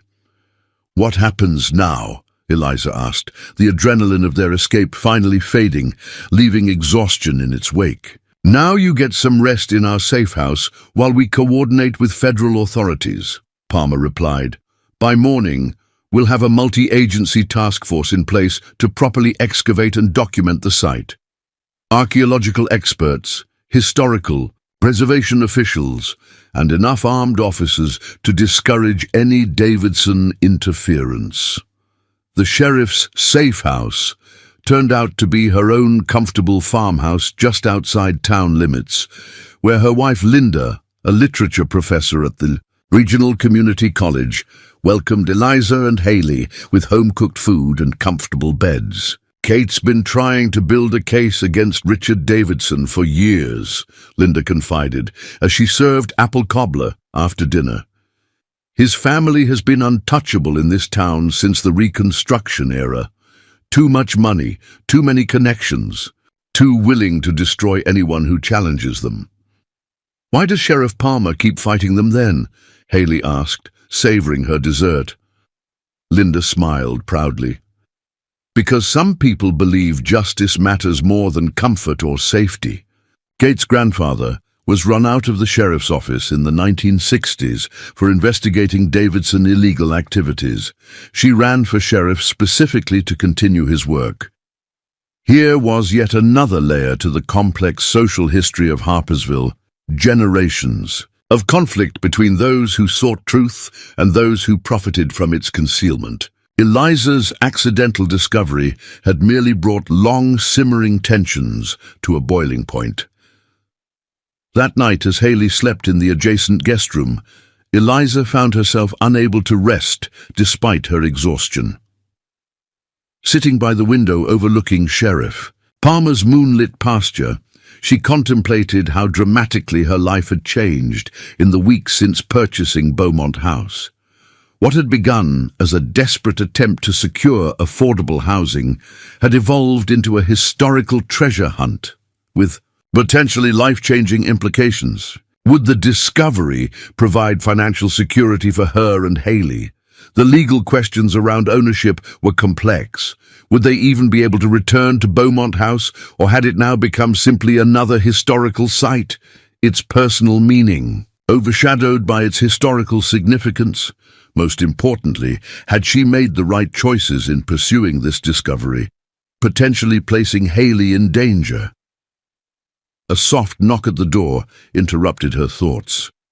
Sheriff Palmer entered, still in uniform despite the late hour, carrying 2 mugs of tea. "Thought you might be awake," she said, offering a steaming mug. "First nights are always the hardest after something like this. I keep wondering if I should have just sealed up that hidden panel and pretended I never found it," Eliza admitted. Accepting the tea gratefully, Palmer settled into a chair opposite her. And then what? Live in a house surrounded by Davidson-owned property, always wondering when they might find another way to access what they've sought for generations. Always looking over your shoulder? When you put it that way, the truth has a weight to it, Palmer continued. Once discovered, it demands acknowledgement. You could no more have ignored what you found than you could ignore your own daughter. Eliza sipped her tea thoughtfully. "I was just trying to create a stable home. Instead, you may have changed the economic future of this entire community," Palmer replied. "Do you realize what a properly managed historical discovery like this could mean for Harpersville? Tourism, research grants, museum development, jobs and opportunities beyond the Davidson family's control." This perspective shifted something in Eliza's understanding. Her discovery wasn't just personally significant, it represented potential, transformation for a town that had lived under the shadow of one family's influence for generations. "The Davidsons aren't just after gold," Palmer continued. "They're after the power that comes from controlling history, deciding which stories get told and which remain buried. You've challenged that control, and that makes you more dangerous to them than any amount of Confederate treasure." By morning, the scale of response to Eliza's discovery had become apparent. Federal agents from multiple agencies had established a command post at the sheriff's department. Archaeological teams from the state university were preparing equipment for site documentation. News vans from Atlanta had begun arriving, setting up satellite dishes on the town square. Dr. Lenore Wilkins from the Historical Society, briefed on the discovery, had mobilized her own team to begin cataloging the historical significance. Her eyes shone with academic excitement when she met with Eliza over breakfast at the Palmer farmhouse. "My dear, you've uncovered what may be the most significant Civil War documentary archive found this century," she gushed. The treasury gold is sensational, of course, but the documents you photographed include what appear to be missing pages from Jefferson Davis's personal correspondence, and possibly the lost Confederate naval codes. Even Brad Townsend, the Historical Society's resident Civil War expert, had been granted security clearance to join the documentation team. His expertise would prove invaluable in establishing the provenance and significance of their findings. The Beaumont-Harrison underground passage appears on no historical documents, he explained enthusiastically as they reviewed site maps with federal officials. It represents a completely unknown aspect of post-Civil War contingency planning by Confederate loyalists. By mid-morning, a carefully orchestrated operation was underway. Under Sheriff Palmer's coordination, federal agents had secured the tunnel entrance within Beaumont House, while state police established a perimeter around the property. Archaeological teams prepared to enter the tunnel system with proper documentation equipment, and historians stood ready to catalogue any findings according to established protocols for historical artifacts. Richard Davidson, meanwhile, had seemingly vanished. His home stood empty, his office at Davidson Hardware locked, his black Mercedes missing from its usual parking space. Sheriff Palmer had issued a BOLO, be on the lookout, notice to surrounding jurisdictions, but her expression suggested she expected a protracted effort to locate him. Men like Davidson have escape plans and hidden resources, she explained when Eliza asked about the search. He won't just be hiding, he'll be strategizing, calling in favors, mobilizing lawyers. As if on cue, the sheriff's phone rang. After a brief conversation, her expression hardened. Davidson's attorneys have just filed an emergency injunction, claiming the entire treasure find is located on land technically owned by Davidson Heritage Holdings through a complex series of historical easements, she reported. They're demanding immediate cessation of all recovery efforts pending court resolution. Can they do that? Eliza asked, alarmed.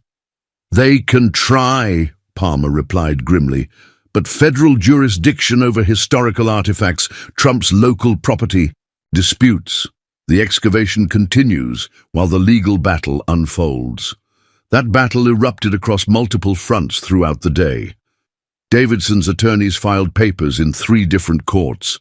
His political allies on the county commission called an emergency meeting to discuss unauthorized archaeological activities. Even the local newspaper, the Harpersville Herald, published an editorial questioning whether outsiders should control our town's historical resources, a transparent attempt to stir resentment against federal involvement. Yet for every Davidson maneuver, unexpected allies emerged to counter it. Mrs. Harmon arrived at the sheriff's office with a box of Harrison family documents that potentially invalidated Davidson's claim to any easement rights. The state historical preservation officer issued an emergency protection order for both Beaumont House and the tunnel system. University legal experts volunteered to represent Eliza's interests pro bono, recognizing the historical significance of her discovery. Most surprisingly, a group of prominent Harpersville business owners publicly announced their support for full federal investigation, tired of generations of Davidson dominance in local affairs. The owner of the Magnolia Cafe even established a GoFundMe page for Eliza and Haley's expenses during the disruption, which rapidly exceeded its initial goal as national media coverage expanded. By afternoon, Eliza and Haley were permitted to observe the recovery operation from a safe distance. Wearing hard hats and escorted by federal agents, they watched as professional archaeologists documented every aspect of the treasure chamber before removing a single item. "This is like a movie," Haley whispered as they observed the meticulous process, her eyes wide with wonder. "Our house has a secret passage to actual buried treasure." The federal archaeologist leading the team, Dr. Samantha Reeves, approached them during a brief break. "We've only begun preliminary documentation," but I can already tell you this is one of the most significant Civil War finds in decades. The preservation is remarkable. The dry conditions in the chamber protected even paper documents for 150 years. What happens to everything? Eliza asked. A complex legal process will determine final disposition, Dr. Reeves explained. But typically, items of national historical significance are preserved in appropriate museums and archives, with finders' rights and ownership claims addressed through established protocols. Does that mean we might get some kind of reward? Haley asked with typical teenage directness. Dr. Reeves smiled. Finders' fees are standard in cases like this.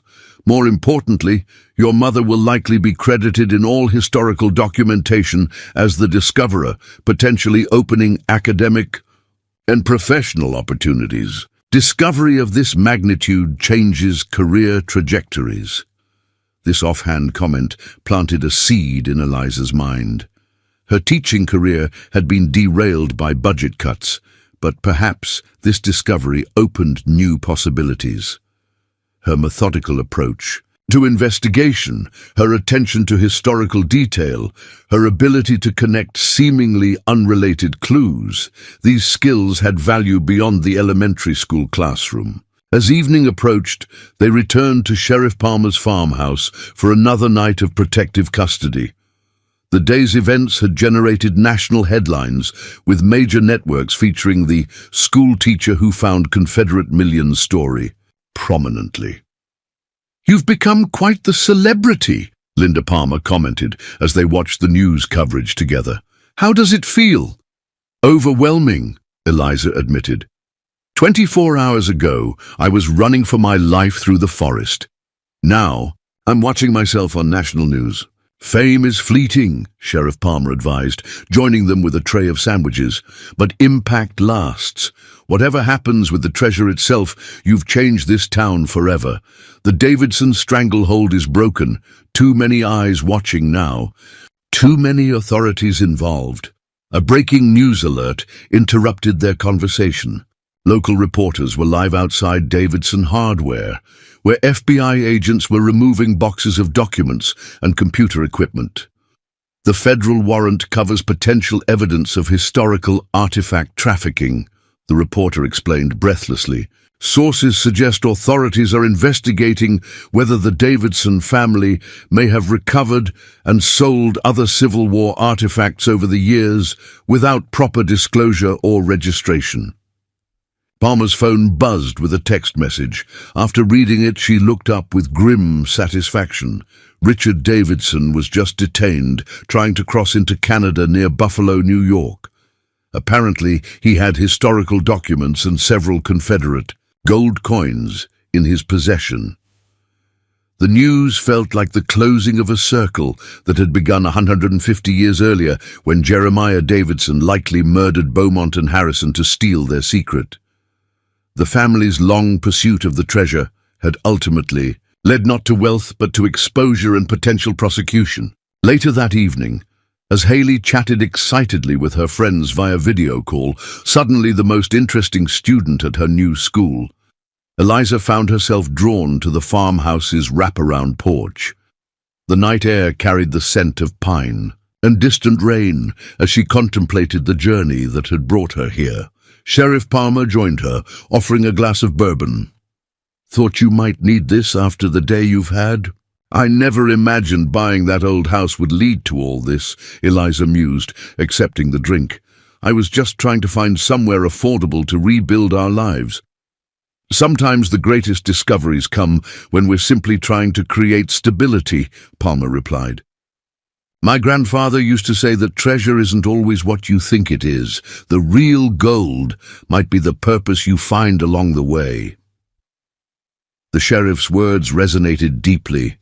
Through all the chaos and danger, Eliza had discovered something within herself: resourcefulness, courage, and an unexpected talent for historical investigation that had lain dormant during her teaching years. The archaeological team leader mentioned something about finders recognition potentially leading to new career opportunities. Eliza said hesitantly.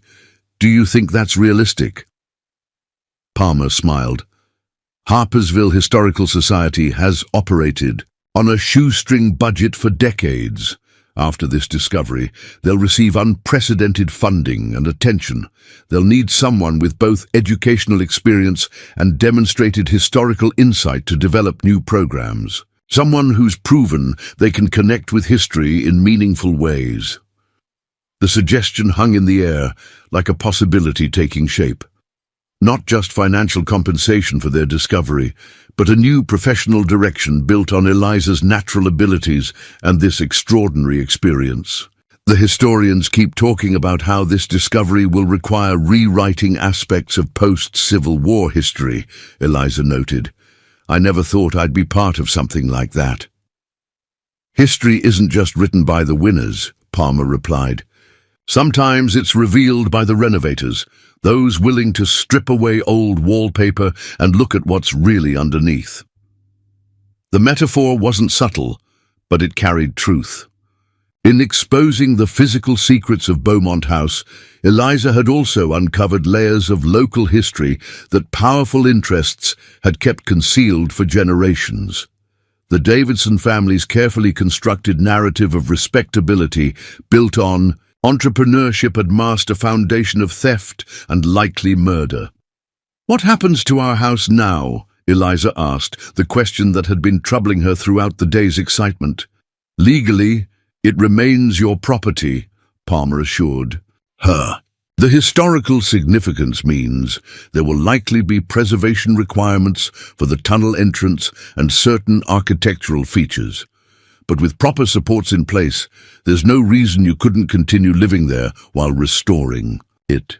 With proper modifications to the security system," Eliza added wryly. Palmer laughed. "I think the federal historical preservation grants you'll qualify for might cover state-of-the-art security, not to mention the finder's fee when the treasury contents are officially valued." The conversation was interrupted by Haley bursting onto the porch, tablet in hand. "Mom, the Smithsonian just called Dr. Wilkins. They want to feature our discovery in a special exhibition about lost Civil War treasures. They're asking if we'd be willing to be interviewed for their documentary." The teenager's excitement was contagious, her eyes shining with the thrill of connection to something larger than herself.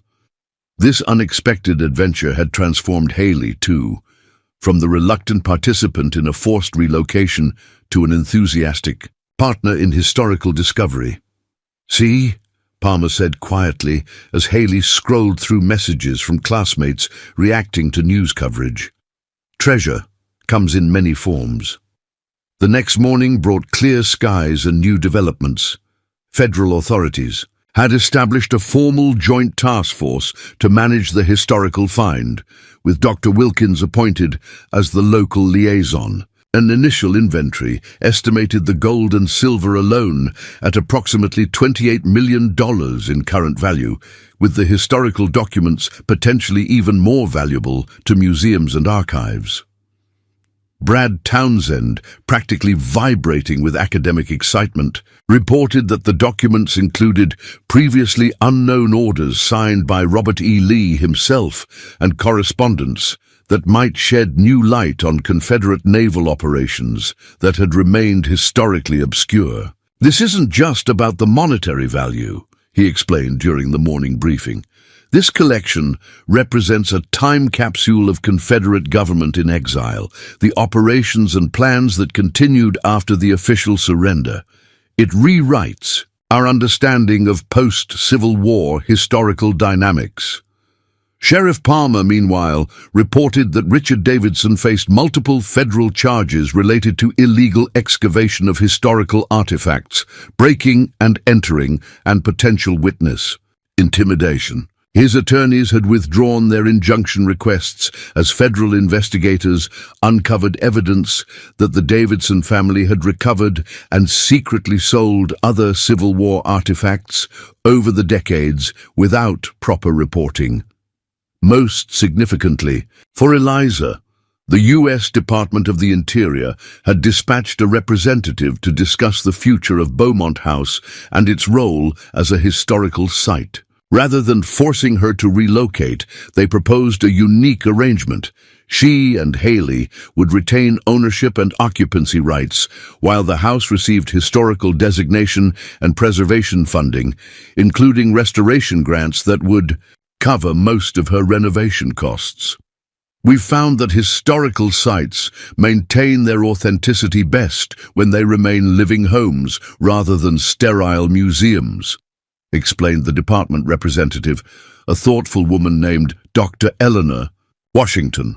Your discovery has earned you a place in the stewardship of this history. The proposed arrangement included a substantial finder's fee for the Treasury discovery, funds for completing the home renovation to historical standards, and even a potential position for Eliza as the educational director for what would become the Beaumont Harrison Historical Center, operating from a new facility to be constructed adjacent to the property. From school teacher to historical site director, Dr. Washington observed with a smile.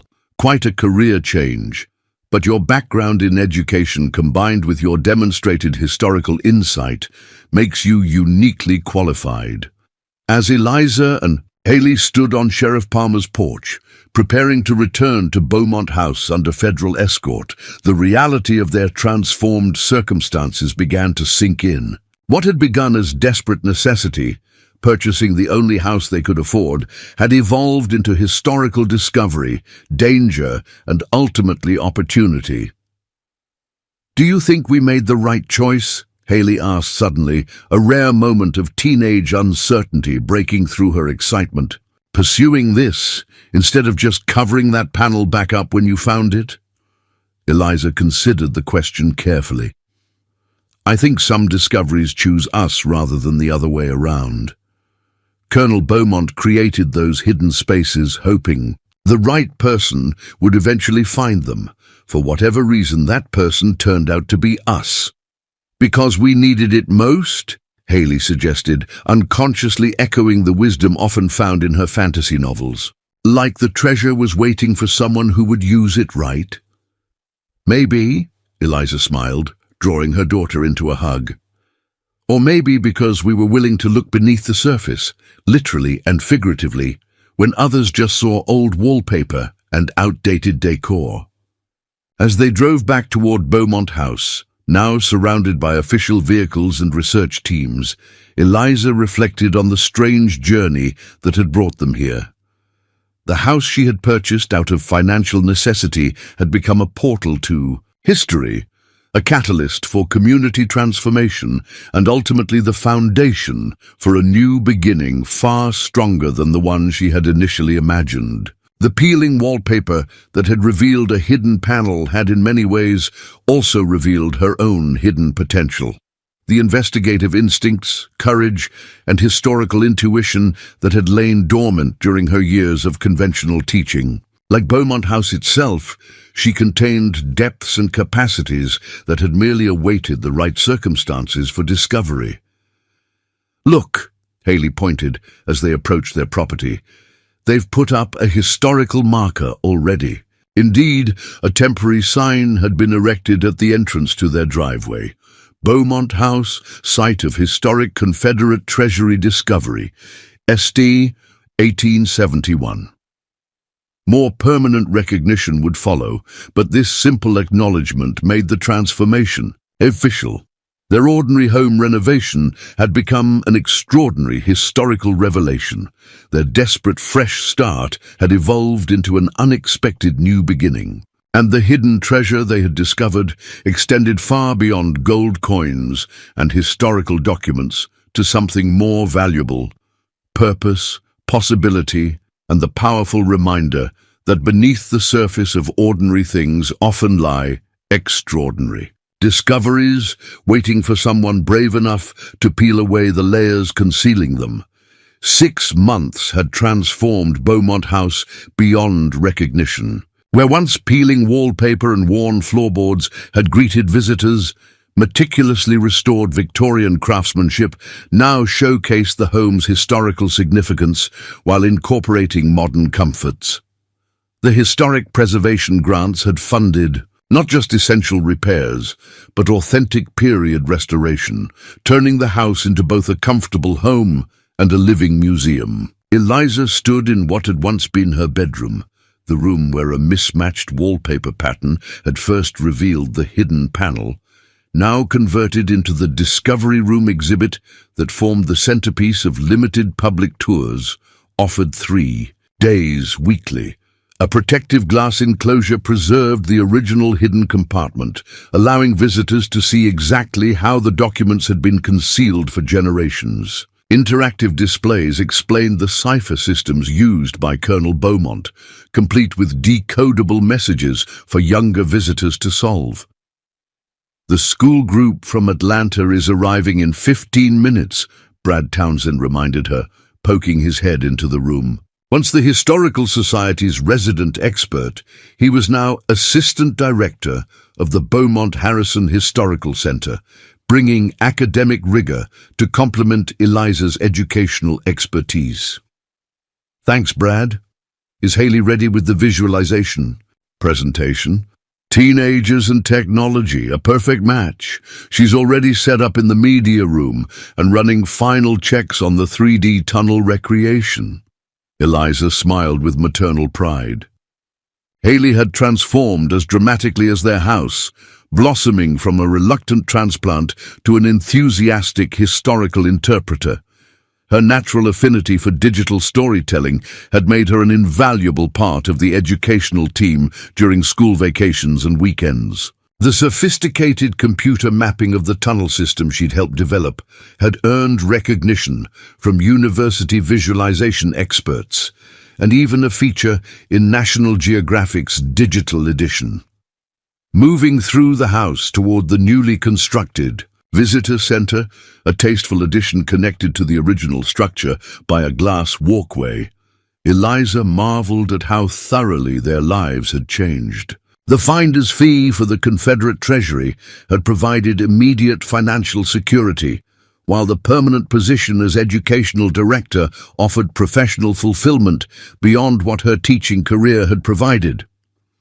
Most importantly, the house that had once represented desperate necessity had become a home infused with purpose and meaning. The visitor center hummed with activity as docents prepared for the day's tours. The main exhibition hall showcased carefully preserved selections from the Confederate Treasury find, each item telling part of a complex historical narrative. Rather than glorifying the Confederacy, the exhibits contextualized the artifacts within the moral complexities of Civil War history, acknowledging the painful realities of slavery while exploring the human stories of those who had hidden, sought, and ultimately discovered these historical remnants. "Mrs. Morgan," called Dr. Eleanor Washington, entering through the main doors. The Department of Interior official who had initially proposed Eliza's role in the historical site had become both mentor and friend over the months of development. "The Smithsonian exhibition opens next week. They've sent preview materials for your approval." She handed over a tablet, displaying the promotional materials for Secrets Beneath, the Beaumont House Discovery, and America's Hidden Histories, the traveling exhibition that would bring national attention to their find. They featured Haley prominently, Eliza noted with surprise, seeing her daughter's image alongside her own in the promotional materials. "The mother-daughter discovery team makes for a compelling narrative," Dr. Washington replied. "Young people rarely figure prominently in historical discoveries. Haley represents the next generation, engaging with history in new ways." The sound of arriving buses signaled the day's first visitors. Haley emerged from the media room, tablet in hand, now 15 and carrying herself with newfound confidence that extended beyond her historical expertise to her entire demeanor. "Mom, I tweaked the tunnel visualization to include the sound effects Dr. Reeves recorded during the archaeological exploration," she announced. "It creates a much more immersive experience." "Excellent thinking," Eliza approved. "Is everything else ready for our Atlanta guests?" "All set. Diana's handling the welcome desk, and Mrs. Harmon is ready for the Living Memories segment." Mrs. Harmon had become a beloved fixture at the Historical Center, sharing her grandmother's stories of working for the Harrison family and offering personal connections to history that resonated powerfully with visitors. Her contributions emphasized that history wasn't just artifacts behind glass, but living memories passed through generations. As the visiting students filed into the orientation theater, Eliza took her position at the podium. Public speaking had once terrified her, but 6 months of conducting tours and educational presentations had transformed this anxiety into confident expertise. "Welcome to Beaumont House," she began, surveying the eager faces before her. "6 months ago, I was a former elementary school teacher who bought this house because it was the only one I could afford. I had no idea that removing old wallpaper would change not just my life, but our understanding of post-Civil War history."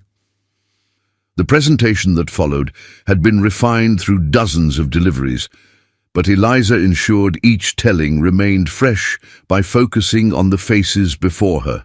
Young, people connecting with history through her personal journey.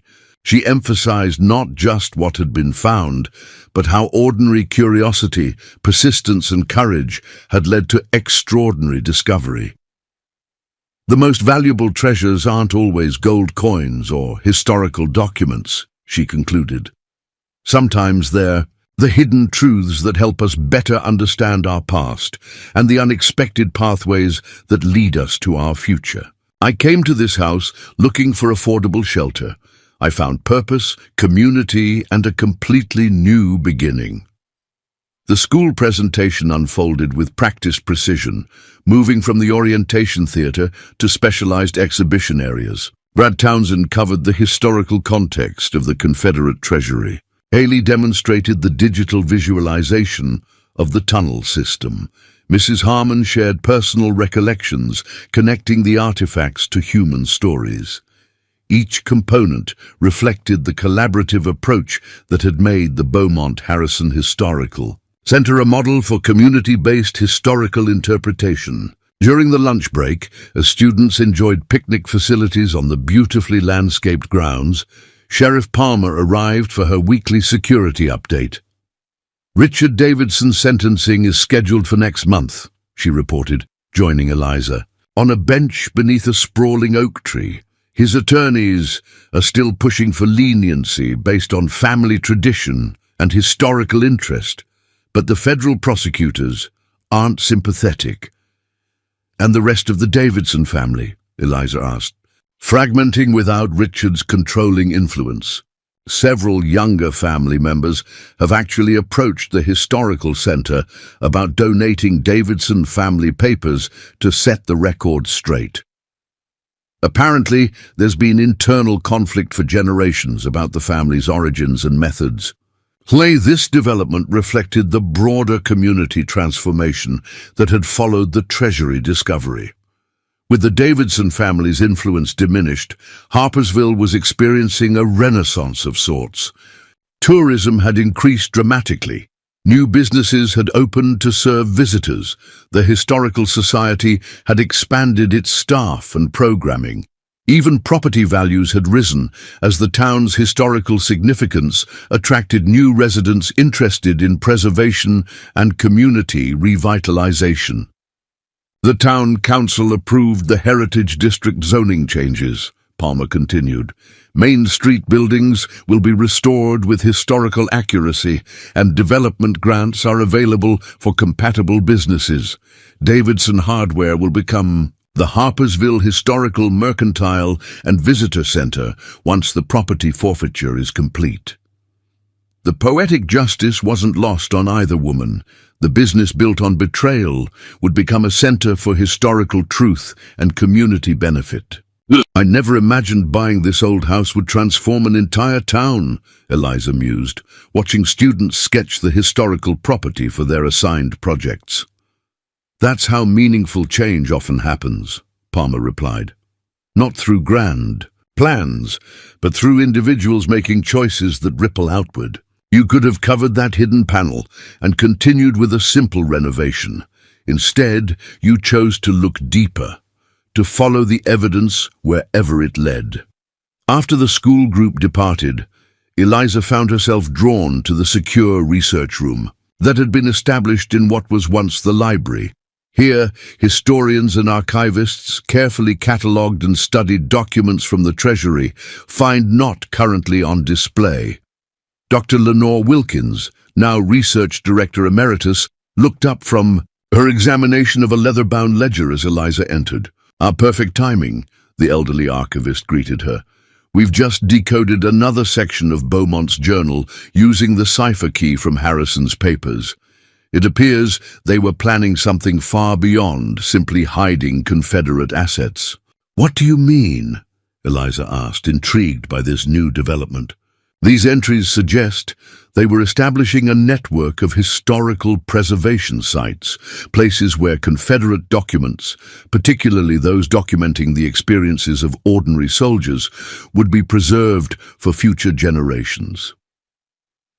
Doctor Wilkins adjusted her glasses excitedly. They weren't just hiding gold. They were trying to ensure that personal histories wouldn't be lost in the official narrative of the war. This revelation added new dimension to her understanding of Colonel Beaumont and Captain Harrison. Beyond their obvious Confederate loyalties lay a more universal human desire to ensure that stories and experiences, even of the defeated, would not be forgotten. They created a time capsule, Eliza realized, not just of valuable items, but of perspectives and experiences they feared history might overlook.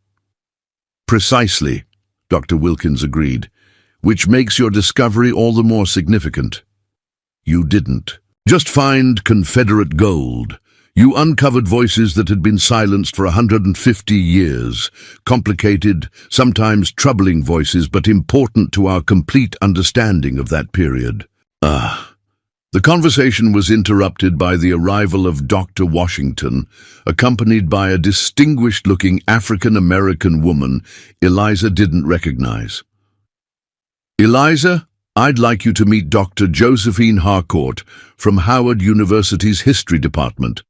Dr. Washington introduced them. "She's leading a project documenting African-American experiences during Reconstruction and has a particular interest in the Harpersville region.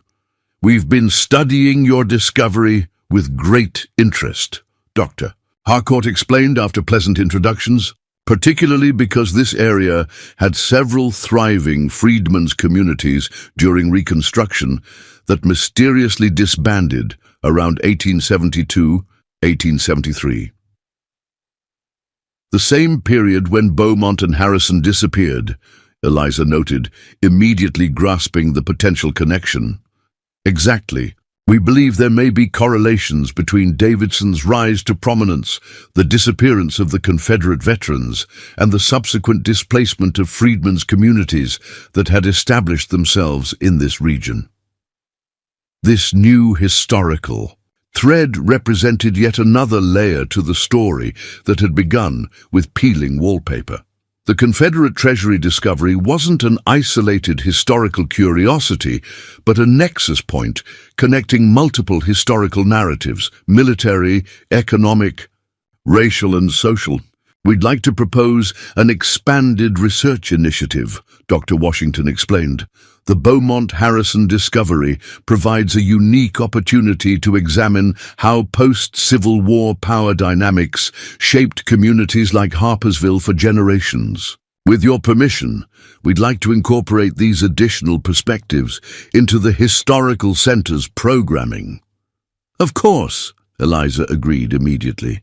"We've always emphasized that this discovery isn't about glorifying the Confederacy, but understanding our complete history, the admirable and the troubling." The proposed expansion would bring additional federal grants, university partnerships, and a broader interpretive scope to the Historical Center. It would also further cement Harpersville's emergence as a center for historical study and tourism, continuing the economic revitalization that had followed the initial discovery. That evening, after the day's visitors had departed and the staff had gone home, Eliza and Haley enjoyed a quiet dinner in their private living quarters, the upstairs portion of Beaumont House that remained their personal space, separate from the exhibition areas. "I got accepted to the Summer History Institute at Emory University," Haley announced casually, between bites of pasta, sliding an acceptance letter across the table. "Full scholarship because of my work on the digital visualization project." Eliza picked up the letter with astonishment. The prestigious program typically accepted only the most promising high school seniors, not 15-year-olds. "Haley, this is incredible. A college-level program. Dr. Washington recommended me. The professor running it saw my presentation at the State Historical Society conference and made an exception." Haley tried to sound nonchalant, but pride radiated from her expression. "They're especially interested in my ideas about using digital storytelling to make historical connections more accessible to younger audiences." The transformation in her daughter continued to amaze Eliza.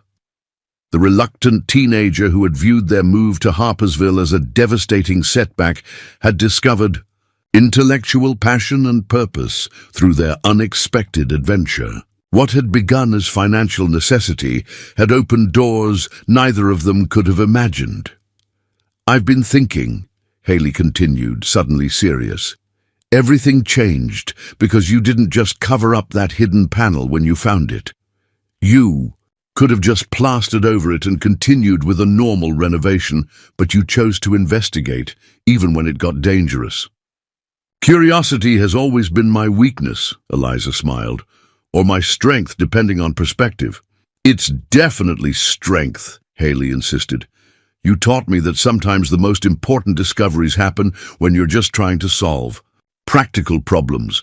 You weren't looking for buried treasure. You were just trying to fix our house." This insight revealed her daughter's emotional maturity, her ability to extract life lessons from their extraordinary experience. Haley hadn't just absorbed historical facts. She had internalized the deeper meaning of their journey. Later that evening, unable to sleep despite the day's activities, Eliza found herself drawn to the discovery room. Museum-quality lighting illuminated the hidden panel that had started everything, the soft glow highlighting the craftsmanship that had kept Beaumont's secrets concealed for generations. "Couldn't sleep either." Sheriff Palmer's voice came from the doorway. Though no longer needed for security purposes, she had remained a frequent visitor and valued advisor to the historical center. "Just reflecting," Eliza admitted. "Sometimes I still can't believe all this started with peeling wallpaper." Palmer joined her, studying the hidden panel thoughtfully. "My grandmother used to say that homes contain the energies of everyone who's lived in them. Maybe Beaumont House was waiting for someone who would understand what it had to share." "That sounds suspiciously mystical for a practical sheriff," Eliza teased. "Law enforcement teaches you that there's often more connecting events than mere coincidence," Palmer replied with a smile.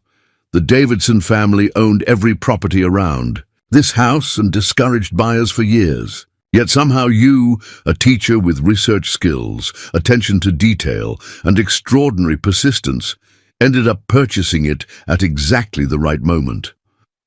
"Financial desperation is hardly mystical intervention," Eliza pointed out. "Maybe not, but your response to that desperation might be something special. Many people facing your circumstances would have cut corners on renovation, covered problems rather than investigating them, chosen the easiest path rather than the most thorough." The observation resonated with Eliza's own reflections.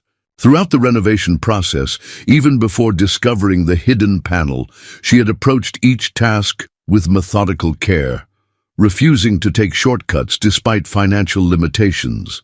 That thoroughness, perhaps the teacher in her, had directly led to noticing the wallpaper discrepancy that others might have overlooked. "I've been offered a book deal," Eliza confided, sharing news she hadn't yet told anyone.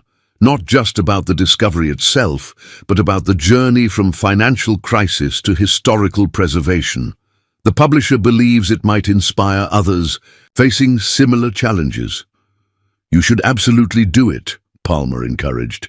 "Your story demonstrates something people desperately need to believe, that setbacks can lead to unexpected opportunities, that financial hardship doesn't define your potential, that ordinary curiosity can lead to extraordinary discovery." The conversation continued as they wandered through the quiet exhibition halls, their footsteps echoing in spaces that had once been neglected rooms filled with outdated furniture and faded dreams. Each carefully designed display represented not just historical artifacts, but the countless hours of collaboration, research, and community engagement that had transformed both house and town. "The governor's office called today," Palmer mentioned, as they paused before the economic impact exhibit showing Harpersville's revitalization statistics. "They're considering Harpersville for the pilot program of the Rural Heritage Initiative. State funding for communities leveraging historical assets for economic development. Because of what we've done here, because you've demonstrated what's possible when historical preservation partners with community development. The Beaumont Harrison Center isn't just a museum, it's a catalyst for sustainable growth. Local businesses are thriving, property values have stabilized, and young people like Haley are finding reasons to invest their futures in small-town life." This broader impact had been largely unintentional, a natural outgrowth of the discovery, rather than a planned objective. Yet it represented perhaps the most significant legacy of their adventure, extending beyond personal benefit or even historical significance to community transformation. As dawn approached, Eliza made her way to the house's Widow's Walk, a rooftop observation platform typical of Victorian architecture that had been meticulously restored during the renovation. From this elevation, she could see the entirety of Harpersville spread before her, streetlights still illuminating the pre-dawn darkness. Main Street's historic buildings now sported fresh paint and restored facades, with new businesses filling previously vacant storefronts. The courthouse square hosted a weekly farmers market that drew visitors from surrounding counties.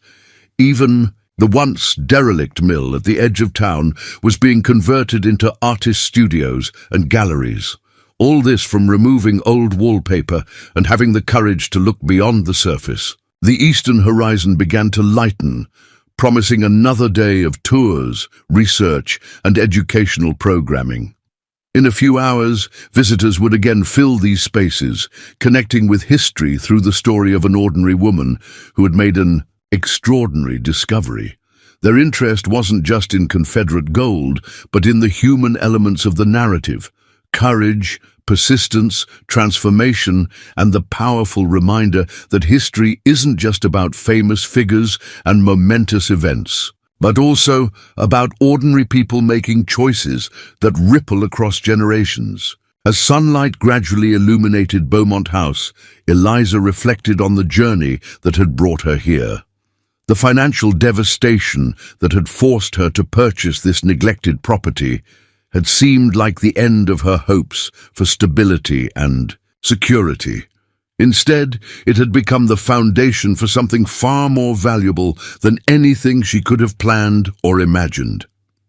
The hidden door behind peeling wallpaper had led not just to Confederate gold, but to personal reinvention, professional fulfillment, and community revitalization. The treasure, measured in gold coins, paled in comparison to the treasures of purpose, connection, and possibility that had emerged from its discovery. Hearing movement behind her, Eliza turned to find Haley emerging onto the Widow's Walk, hair tousled from sleep but eyes bright with purpose. "Morning, Mom. I had an idea for expanding the digital archive to include oral histories from longtime residents. Mrs. Harmon introduced me to several elders from the African American community whose grandparents worked in these homes during Reconstruction. Their stories add crucial perspective to our understanding of this period. Even half asleep, her daughter's mind worked with the passionate engagement of someone who had found her calling. This was perhaps the most precious treasure their adventure had yielded, watching Haley discover intellectual passion and purpose that would shape her future. "That's an excellent idea," Eliza approved. "Historical preservation isn't just about artifacts, it's about ensuring diverse voices and experiences are represented." As they stood together watching the town awaken below, Eliza placed an arm around her daughter's shoulders. "When we moved here, I promised you we'd build something stable despite our circumstances. I had no idea how that promise would unfold." "You did more than keep that promise," Haley replied with teenage eloquence. "You showed me that starting over doesn't mean settling for less. Sometimes it means discovering something better than you ever imagined." The wisdom in her daughter's observation struck Eliza forcefully. Their journey had indeed demonstrated that principle repeatedly. Financial hardship had led to purchasing Beaumont House. Renovation necessity had led to historical discovery. Danger had led to community alliance and institutional support. Each apparent setback had contained within it the seeds of unexpected opportunity. The day ahead would bring more visitors eager to hear their story, more researchers uncovering historical connections, more community members engaged in Harpersville's continuing revitalization. The rooms that had once felt oppressively outdated and neglected now hummed with purpose and significance, connecting past to present in ways that informed the future. As the town clock struck 7, officially beginning another day at the Beaumont Harrison Historical Center, Eliza embraced the journey that continued to unfold. The map she had discovered behind peeling wallpaper had led to Confederate gold, but the more valuable map had been the one she couldn't have recognized at the beginning, the pathway from desperation to purpose, from necessity to possibility, from simply surviving to genuinely thriving. That map, invisible but profoundly real, remained available to anyone with the courage to look beneath surface appearances, to investigate rather than ignore, to persist rather than retreat when faced with challenges. The treasure it led to couldn't be measured in gold coins or historical artifacts, but in transformed lives and revitalized communities. "Ready for another day of making history while preserving it?"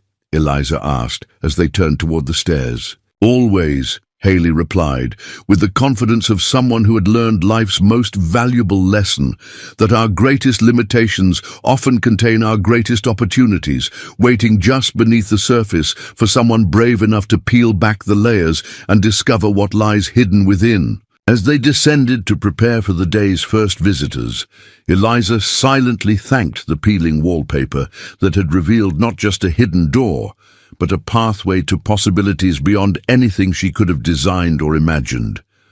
The house that financial desperation had forced her to purchase had become the foundation for something far more valuable than mere shelter. A place of purpose, meaning, and continual discovery that would enrich lives for generations to come. Sometimes the most valuable treasures are found not in hidden chambers filled with gold, but in the courage to look beyond apparent limitations, to investigate rather than ignore, and to recognize that what first appears as misfortune may actually be the doorway to extraordinary possibility. Up next, you've got 2 more standout stories right on your screen. If this one hit the mark, you won't want to pass these up. Just click and check them out. And don't forget to subscribe and turn on the notification bell so you don't miss any upload from us.